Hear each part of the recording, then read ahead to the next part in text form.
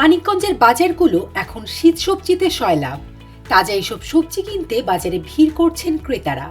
গেল সপ্তাহের তুলনায় হঠাৎই বাজারে বেড়েছে সব ধরনের শীত সবজির দাম। প্রতিটি সবজি কেজিতে বেড়েছে 20 টাকা থেকে 30 টাকা পর্যন্ত। বিক্রেতারা বলছেন, ঘন কুয়াশায় সবজির উৎপাদন কমে যাওয়ায় বাজারে সবজির সরবরাহও কমে গেছে। অন্যদিকে ক্রেতাদের দাবি, অসাধু ব্যবসায়ীদের অজুহাত আর নিয়মিত বাজার মনিটরিংয়ের অভাবে দাম বেড়েছে। বাজার ঘুরে দেখা গেছে, গেল সপ্তাহে যে বেগুন বিক্রি হয়েছে 30 টাকা কেজিতে, এখন তা বেড়ে বিক্রি হচ্ছে 50 টাকায়। 50 টাকার করলা 70 টাকা ও 60 টাকার শিম বিক্রি হচ্ছে 80 টাকায়। অন্যান্য সবজিতেও 20 থেকে 30 টাকা পর্যন্ত বেড়েছে। আলু পেঁয়াজের দামও বাড়তি রয়েছে। শীত সবজি মাঝখানে একটু কমেছিল, এখন আবার মনে হয় একটু বাড়ছে।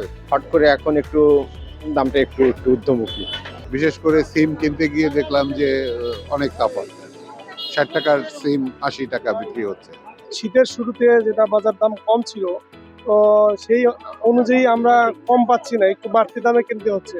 মাঝে সবজি সবকিছুতেই কম ছিল, এখন বর্তমানে এই কুয়াশার কারণে সব সবজির দামে বেশি। পার কেজিতে 5 থেকে 10 টাকা কেজিতে বেশি আসতেছে। বর্তমান কুয়াশার কারণে সবজি ক্ষেত ভাই নষ্ট হয়ে যাইতেছে। কপিটা ভাই গৃহস্থ মনে করি 5টা 6টা পিস বেশি, আমরা 10টা পিস বেশি। এখন বর্তমানে ভাই কপির দাম অনেক বাড়তি, সিমের দাম বাড়তি, বেগুনের দাম বাড়তি, আলুর দাম বাড়তি। সব সবজির দিয়ে আমি বাইরে গেছি। কিছুদিন আগে যে সবজিগুলো 20 থেকে 30 টাকা কেজি ছিল, সেই সবজি ঘন কুয়াশার কারণে ফলন একেবারেই নাই। সব সবজি কেজিতে 20-30 টাকা বাইরে গেছে। তবে ভোক্তা অধিকার সংরক্ষণ অধিদপ্তরের কর্মকর্তা বলেন, ব্যবসায়ীরা যেন অতি মুনাফা করতে না পারে, সেজন্য খুচরা ও পাইকারি বাজারে মনিটরিং ব্যবস্থা জোরদার করা হয়েছে।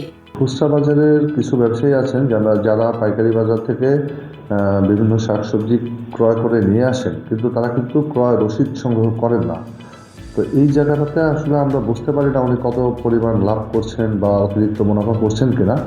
তবে আমরা এই জায়গাটাতেও তাদেরকে সতর্ক করেছি, সচেতন করেছি যাতে এই ক্রয় রসিদটা তারা সংগ্রহ করেন। এবং আমরা একইভাবে পাইকারি আড়তগুলোতে যে তাদের বিক্রয় রসিদ যাতে সরবরাহ করেন, সেই জায়গাতেও আমরা কিন্তু নির্দেশনা দিয়েছি। তো আমরা এই জায়গাগুলোই একটু মনিটরিং করব যাতে তারা এই ক্রয় রসিদটা তারা যেন সংগ্রহ করেন এবং অতিরিক্ত মুনাফা করছেন কিনা এই বিষয়টা আমরা দেখব। যদি অনিয়ম পাই তাহলে আমরা আমাদের আইনগত ব্যবস্থা নেব।